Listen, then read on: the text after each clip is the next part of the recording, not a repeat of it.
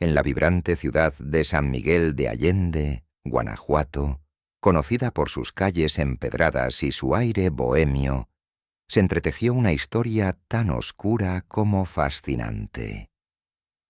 Entre las coloridas fachadas y las galerías de arte que bordeaban la plaza principal, dos figuras destacaban: Antonio Méndez, un pintor talentoso pero temperamental, y Gerardo Cifuentes, un adinerado mecenas que lo había elevado de la mediocridad al estrellato local. Sus destinos estaban unidos por la obsesión del primero por el arte y el poder del segundo para controlar cada aspecto de su vida. Antonio, de 38 años, era un hombre cuya mirada intensa parecía esconder un fuego perpetuo. Aunque sus paisajes y retratos comenzaban a ser exhibidos en los círculos más exclusivos, su vida personal estaba lejos de ser perfecta. Vivía con su esposa, Lucía Robles, una mujer de belleza discreta pero magnética, que había sacrificado sus propias ambiciones como diseñadora para apoyar la carrera de su marido. Sin embargo, en los últimos años, Lucía Bedes había comenzado a sentirse como una prisionera de sus propios sueños desvanecidos, mientras Antonio se hundía más en la dependencia hacia Gerardo. Gerardo Cifuentes, de 55 años, era un empresario imponente, conocido tanto por su ojo crítico para el arte como por su voluntad de moldear a quienes patrocinaba. Bajo su tutela, Antonio había conseguido exponer en Ciudad de México y Monterrey, pero su apoyo venía con un precio. Gerardo era manipulador, intrusivo, y tenía un control absoluto sobre las finanzas y el trabajo del pintor. «Yo soy quien hace que tu obra valga algo», le decía frecuentemente, recordándole que todo lo que tenía dependía de su generosidad. En este tenso triángulo había una figura más que jugaba un papel crucial: Claudia Valencia, la asistente personal de Gerardo. Claudia, una mujer de mirada aguda y carácter reservado, era quien se encargaba de coordinar las exposiciones y de mantener a Antonio bajo control. Aunque parecía una figura secundaria, su cercanía a Gerardo y su capacidad para leer entre líneas la convirtieron en un testigo clave de los acontecimientos que se desatarían más adelante. Todo comenzó a cambiar cuando Antonio conoció a Diego Mendoza, un galerista independiente que vio en él un talento que merecía libertad. Diego, de 42 años, era encantador y persuasivo, y pronto se convirtió en una presencia constante en las noches de vino y arte de San Miguel. Lucía, quien solía evitar las reuniones organizadas por Gerardo, encontró en Diego una chispa de inspiración. Él la animó a retomar su pasión por el diseño, mientras insinuaba que Antonio debería considerar cortar lazos con su mecenas. Estas sugerencias prendieron como pólvora en la mente de Antonio, quien comenzaba a resentir cada vez más las cadenas que Gerardo le imponía. La tensión llegó a un punto crítico durante una cena en la majestuosa hacienda de Gerardo, ubicada en las afueras de la ciudad. La propiedad, rodeada de jardines perfectos y decorada con obras de arte que costaban fortunas, era un reflejo del poder y la opulencia de su dueño. En esa noche, Gerardo presentó una nueva propuesta. Quería que Antonio pintara un retrato de él y su esposa fallecida, algo que consideraba un tributo eterno. Pero para Antonio, la idea de dedicar meses a una obra tan personal para su mecenas lo llenó de una rabia que apenas pudo disimular. Más tarde esa noche, cuando la mayoría de los invitados ya se había ido, Antonio y Gerardo discutieron en el estudio de la hacienda. Claudia, quien permanecía cerca para coordinar las salidas de los asistentes, escuchó retazos de la conversación. «No puedo seguir viviendo así», dijo Antonio, su voz quebrada por la frustración. «No tienes elección», respondió Gerardo, con su tono habitual de superioridad. Días después, algo cambió. Antonio comenzó a pasar más tiempo fuera del taller y Lucía notó una inquietud inusual en él. «¿Qué sucede?», le preguntó una noche mientras él trazaba frenéticamente bocetos en la mesa del comedor. «Nada que tú debas preocuparte», respondió, aunque la tensión en su rostro decía lo contrario. Mientras tanto, Claudia empezó a sospechar que algo extraño estaba ocurriendo. En una de sus visitas a la galería, notó que Antonio había dejado de trabajar en las piezas encargadas por Gerardo y que su comportamiento era cada vez más errático.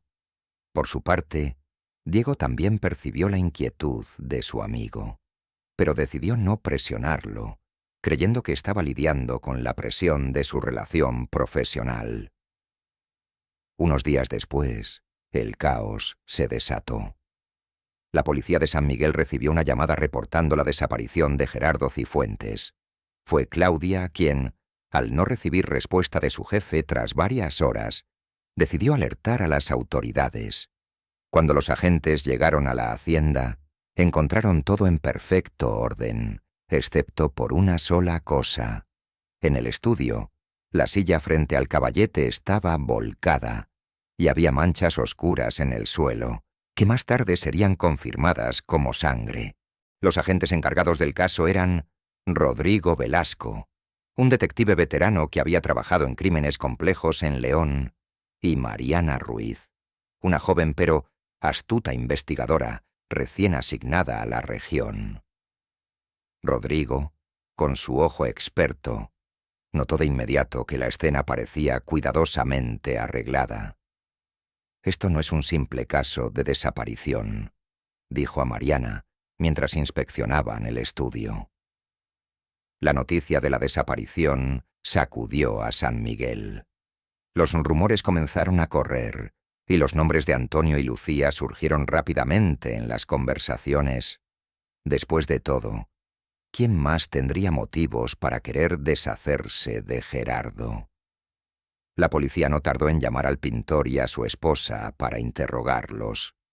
Antonio, aunque visiblemente nervioso, mantuvo la calma y negó cualquier conocimiento del paradero de su mecenas. Lucía, por su parte, parecía abrumada, pero también aseguró no saber nada. Sin embargo, un detalle llamó la atención de Mariana. Mientras hablaban con Antonio, él llevaba un anillo que no encajaba con su estilo bohemio. Era un sello de oro con un grabado que Claudia más tarde reconoció como propiedad de Gerardo. El descubrimiento del anillo en el dedo de Antonio Méndez marcó un giro crucial en la investigación. Mariana Ruiz, siempre atenta a los detalles, se lo señaló discretamente a Rodrigo Velasco mientras Antonio respondía a las preguntas. «Ese anillo no es algo que un hombre como él llevaría sin una razón específica», susurró Mariana.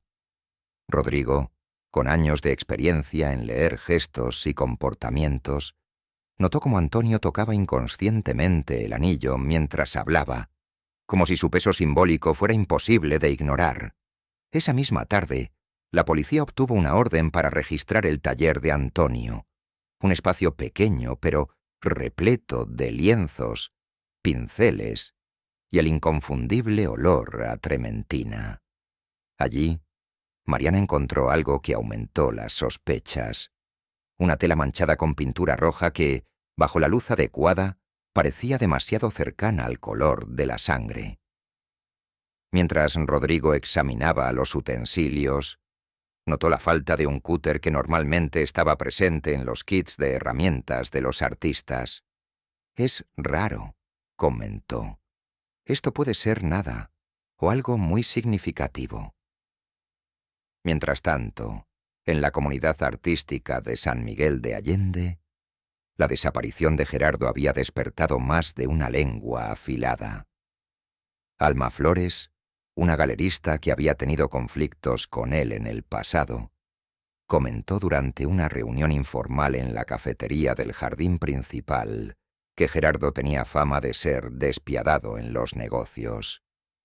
No me sorprendería que alguien finalmente le cobrara todas las cuentas que dejó pendientes, dijo, ganándose la atención de varios presentes, entre ellos Diego Mendoza, el galerista independiente y amigo de Antonio. Diego, preocupado por la creciente sospecha hacia Antonio, decidió confrontarlo. Lo encontró en su taller, donde el pintor trabajaba en un lienzo más abstracto que de costumbre, con trazos oscuros y caóticos. «Antonio, esto está yendo demasiado lejos», dijo Diego. «Si sabes algo, tienes que decirlo. La policía no es tonta y te están observando». Antonio, visiblemente tenso, negó cualquier implicación y le pidió que se fuera. «No puedo hablar de esto, Diego. No ahora». Mientras tanto, la asistente de Gerardo, Claudia Valencia, seguía colaborando con la policía. En una de sus entrevistas con Mariana, mencionó que había recibido un mensaje extraño de Gerardo el día antes de su desaparición. «Era un mensaje de voz», explicó Claudia. «Decía que tenía algo importante que discutir conmigo, pero no especificó qué. Luego, todo quedó en silencio». La policía rastreó el teléfono de Gerardo, pero la señal se perdió cerca de una carretera secundaria que llevaba al campo, un lugar conocido por ser poco transitado. En un intento por ampliar las investigaciones, Mariana decidió entrevistar a Lucía Robles por separado. Lucía, quien siempre había parecido una figura secundaria en la vida de Antonio, comenzó a mostrar un lado más complejo. «Gerardo siempre fue una presencia opresiva en nuestra vida», confesó. «Antonio vivía bajo su sombra, y yo... Bueno, yo solo quería que mi marido encontrara paz». Sin embargo, cuando Mariana le preguntó directamente si creía que Antonio podría haberle hecho daño a Gerardo, Lucía evitó la mirada y cambió de tema, lo que no pasó desapercibido para la detective. La investigación también llevó a la policía a explorar la relación de Gerardo con otros artistas y comerciantes en San Miguel. Pedro Alarcón, un escultor que había trabajado con Gerardo años atrás, ofreció una perspectiva diferente. Gerardo tenía enemigos, seguro, pero siempre sabía cómo mantener a la gente en su lugar. Si alguien lo traicionó, fue alguien en quien confiaba plenamente. Estas palabras hicieron eco en la mente de Mariana, quien comenzó a teorizar que el culpable podría estar mucho más cerca de lo que todos pensaban. Una pista crucial llegó cuando Rosa Sánchez, una trabajadora de limpieza de la hacienda de Gerardo, recordó haber visto a Antonio en la propiedad la noche de la desaparición. «Estaba cargando algo pesado en su camioneta», dijo. «No me pareció raro en el momento, porque él siempre iba y venía con sus materiales de arte, pero ahora no estoy tan segura». Esta revelación llevó a la policía a buscar en el vehículo de Antonio, donde encontraron restos de tierra y hojas que coincidían con la vegetación cerca de la carretera donde se perdió la señal del teléfono de Gerardo. El rompecabezas comenzó a tomar forma cuando la forense Carla Ortega confirmó que las manchas en la tela encontrada en el taller de Antonio contenían sangre humana, aunque aún faltaban pruebas de ADN para confirmar su origen. Rodrigo Velasco, convencido de que Antonio sabía más de lo que admitía, solicitó una entrevista más intensiva con el pintor. Esta vez, Antonio mostró signos claros de estrés, sudando profusamente y respondiendo con evasivas. No tenía motivos para lastimar a Gerardo, insistió, aunque su voz traicionaba un temblor que no podía controlar. Mientras tanto, Diego Mendoza decidió tomar un riesgo personal para proteger a Antonio. Contactó a Lucía en secreto y le pidió que hablara con él. «No importa lo que pase, Lucía. La verdad saldrá a la luz», le dijo. Lucía, dividida entre el miedo y la lealtad, aceptó reunirse con Diego en un café discreto, donde le confesó algo que cambiaría el curso del caso. Antonio estaba desesperado.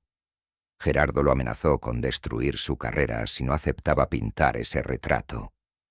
Pero hay algo más. Gerardo tenía una fijación conmigo. Nunca se lo dije a Antonio, pero Gerardo intentó acercarse a mí varias veces. Esta confesión llegó a oídos de Mariana, quien comenzó a conectar los puntos. Si Gerardo había intentado manipular a Lucía y Antonio lo descubrió, el motivo para un enfrentamiento era evidente. Sin embargo, aún faltaba la pieza clave: el cuerpo. Sin un cadáver, la policía sabía que llevar un caso sólido a juicio sería casi imposible. El clímax llegó cuando un excursionista local encontró una fosa improvisada en un terreno baldío cerca de la carretera secundaria.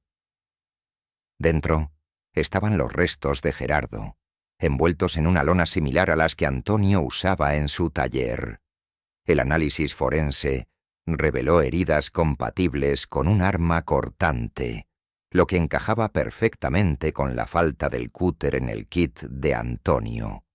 Con esta evidencia, Rodrigo y Mariana obtuvieron una orden de arresto contra Antonio. Sin embargo, lo que sucedió durante su captura añadió un nuevo giro. Cuando la policía llegó al taller, encontraron a Antonio empacando frenéticamente sus cosas, mientras Lucía lo suplicaba que se detuviera. «No puedes huir de esto, Antonio», dijo ella entre lágrimas. Pero antes de que pudieran llevárselo, Antonio soltó una frase que dejaría a todos en shock. «No lo hice solo». La confesión de Antonio desató un torrente de nuevas preguntas, empujando la investigación hacia una complejidad aún mayor. «No lo hice solo», había dicho.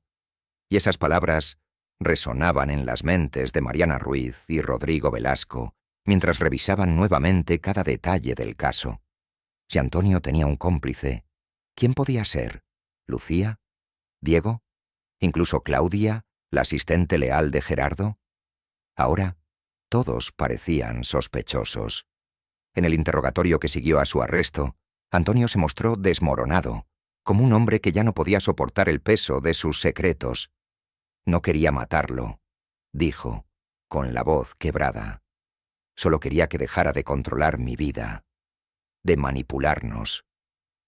Aunque al principio se mostró evasivo sobre la identidad de su cómplice, eventualmente mencionó un nombre que sorprendió a todos: Rosa Sánchez, la trabajadora de limpieza de la hacienda. Rosa, quien había proporcionado información crucial sobre los movimientos de Antonio la noche de la desaparición, se convirtió de repente en una pieza central del caso. Cuando la policía la trajo para interrogarla, al principio negó cualquier implicación. «Yo solo trabajo ahí», dijo, visiblemente nerviosa. Sin embargo, su historia comenzó a desmoronarse cuando Mariana presentó registros telefónicos que mostraban múltiples llamadas entre ella y Antonio en las semanas previas al asesinato. Eran solo sobre el trabajo, insistió Rosa, pero su nerviosismo era evidente. Mientras tanto, Lucía Robles, aún en libertad, fue interrogada nuevamente. Esta vez, Mariana adoptó un enfoque más directo. «Sabemos que Gerardo estaba obsesionado contigo», dijo, observando cada reacción de Lucía. La mujer negó haber alentado los avances de Gerardo, pero finalmente admitió algo perturbador. Él amenazó con decirle a Antonio que habíamos tenido una relación, aunque nunca pasó nada. Quería destruirnos. Y Antonio lo supo. Esta confesión proporcionó un posible motivo, pero también dejó abierta la pregunta de cuán involucrada estaba Lucía en los eventos que siguieron. Diego Mendoza, el galerista independiente, también fue llamado a declarar. Durante su entrevista, Mariana y Rodrigo percibieron una mezcla de culpa y frustración en su tono. «Siempre quise que Antonio se liberara de Gerardo», dijo, «pero nunca imaginé que llegaría a esto». Cuando se le preguntó dónde estaba la noche de la desaparición, Diego aseguró que estaba en su casa, trabajando en una propuesta para una exposición. Sin embargo, no pudo proporcionar una coartada sólida, lo que lo mantuvo bajo el escrutinio de la policía. Mientras las piezas del rompecabezas comenzaban a encajar, un descubrimiento forense crucial complicó aún más el caso. En la lona que envolvía el cuerpo de Gerardo, se encontraron rastros de fibras que coincidían con un uniforme de limpieza. Rosa Sánchez se convirtió en la principal sospechosa como cómplice, pero su relato de los hechos añadió un giro inesperado. Bajo presión, Rosa confesó que había ayudado a Antonio, pero insistió en que lo hizo por miedo. Según su testimonio, Antonio llegó a la hacienda la noche del crimen y la convenció de que lo ayudara a mover el cuerpo después de una pelea que se salió de control. Rosa describió cómo Antonio le había prometido dinero para que se quedara callada, pero también insinuó que no había sido testigo directo del asesinato. Cuando llegué, ya estaba muerto, dijo. No vi quién lo hizo. Este detalle dejó a la policía con una duda perturbadora. ¿Era posible que hubiera una tercera persona involucrada? Mariana comenzó a revisar nuevamente las declaraciones de todos los implicados, buscando inconsistencias. Fue entonces cuando recordó algo que Claudia Valencia había mencionado en su entrevista inicial. Gerardo había recibido un mensaje extraño antes de su desaparición.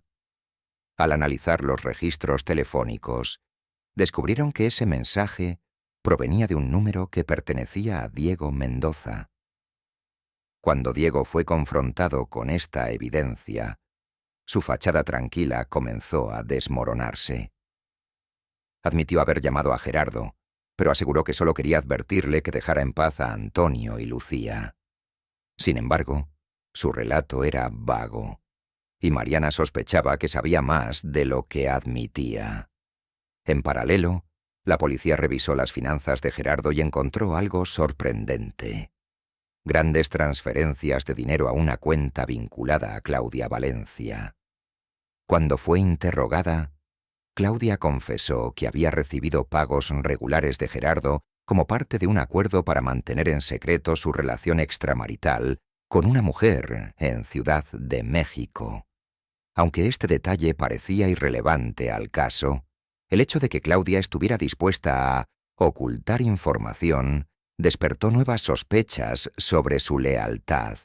El caso tomó un giro aún más oscuro cuando se descubrió una herramienta clave en un barranco cercano a la hacienda. Un cúter ensangrentado, el arma homicida que había estado desaparecida.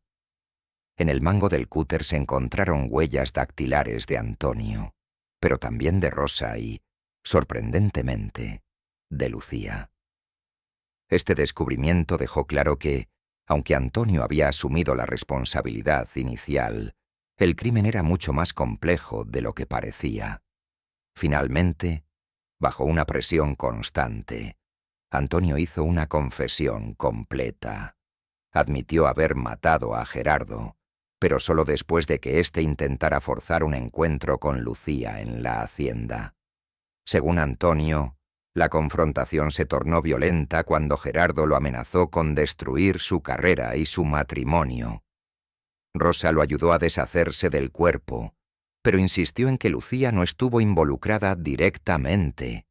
Sin embargo, las pruebas forenses que implicaban a Lucía sugirieron que ella, al menos, sabía lo que había ocurrido y ayudó a encubrir el crimen. Cuando el caso llegó a juicio, Antonio fue condenado a 35 años de prisión por homicidio, mientras Rosa recibió una sentencia de 10 años por su papel como cómplice.